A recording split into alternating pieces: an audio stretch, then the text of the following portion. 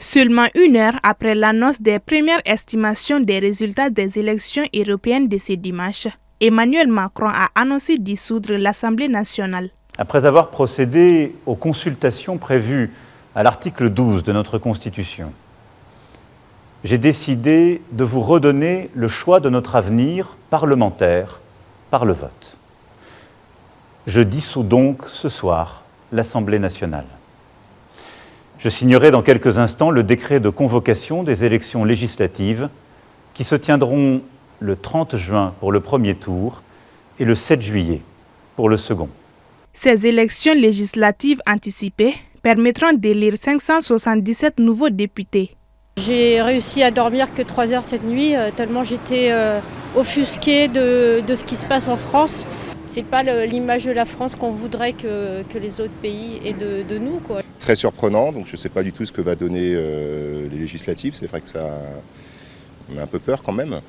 Après, je me dis peut-être que si effectivement c'est le Front National qui passe aux législatives, peut-être que les gens vont se rendre compte qu'en fait que c'est un parti qui ne peut pas gouverner. Donc peut-être qu'en 2027, ils vont se casser la gueule. Selon les derniers décomptes de l'Institut de sondage Ipsos, la liste du Rassemblement national portée par Jordan Bardella a récolté 31,5% des voix, suivie de la liste de Renaissance de Valérie Ayé, 14,5%, et celle de Raphaël Glucksmann, Parti socialiste, 14%.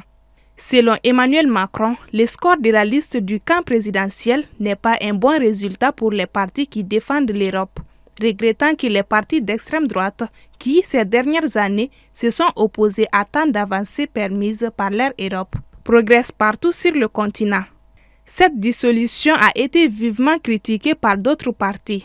Par ailleurs, Marine Le Pen affirme que le Rassemblement national est prêt à exercer le pouvoir à l'issue des élections législatives convoquées les 30 juin et 5 juillet. Nous sommes prêts à exercer le pouvoir si les Français nous font confiance lors de ces futures élections législatives. Nous sommes prêts à redresser le pays, prêts à défendre les intérêts des Français, prêts à mettre fin à cette immigration de masse, prêts à faire du pouvoir d'achat des Français une priorité, prêts à entamer la réindustrialisation du pays. À noter que la nouvelle Assemblée nationale se réunira le 2e jeudi qui suit son élection, soit le 11 juillet. Une session extraordinaire pourrait alors être convoquée. D'ici là, le gouvernement actuel gère les affaires courantes et les députés n'ont plus de mandat.